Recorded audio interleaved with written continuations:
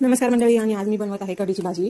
तर आता ती शेतामध्ये निघायला लागली होती. तर भाजी मी शिजून घेतली, एकदा शिजायला टाकली, धुवून स्वच्छ चिरून, आणि मिरची, लसूण, मीठ आणि शेंगदाण्याचा बारीक मसाला मी वाटून घेतलेला आहे. आणि नंतर भाजी शिजेपर्यंत पोळ्या पण लाटून घेतल्या होत्या, पण माझं तेल संपलं म्हणून मी तेलाची पुडी पिशवीत फोडली आणि मग तेल वापरायला भाजीला. तर तेल एकदा सोडून ठेवलं का मग टेन्शन नाही राहत. तीनदा भाजी एकदम घट्ट हाटून घेतलेली आहे.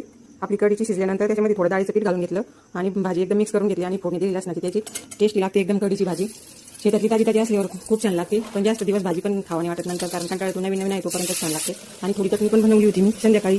थोडी चटणी ते निवांत जेवण असतं त्याच्यामुळे छान लागतं. आणि भाजी जास्त काही पातळ केली नव्हती मी. आज ना खूप पाऊस झाला दुपारी, त्याच्यामुळे दिवसभर साथी थंडीच वाजत होती आमच्याकडे. तर आणि काय झालं, दारात खूप पाणी साचलं, त्याच्यामुळे बाहेर पण फिरता नाही आला आज. त्याच्यामुळे घरात इतकं बोर होत होतं ना, तर म्हटलं व्हिडिओज बनवू मग मोठा. आणि तिकडे थोडासा मी भात पण केला. जुन्या बाया असेच करायच्या, ती पद्धत मी आज केलेली आहे. आमच्या आईकडे ते जुन्या बाया असेच करायच्या. पहिले पाणी गरम करून त्यामध्ये उकळून घ्यायचे शेवया, आणि मग नंतर दूध, साखर ते टाकून, तूप टाकून मग वाढायचे पाणी त्याच्यातलं काढून टाकून. आणि माझी जर आवडत असेल व्हिडिओ तुम्हाला तर लाईक करा, शेअर करा, सबस्क्राईब करा, आणि मला सांगा काही कमी जास्त झाल्यास. आणि धन्यवाद.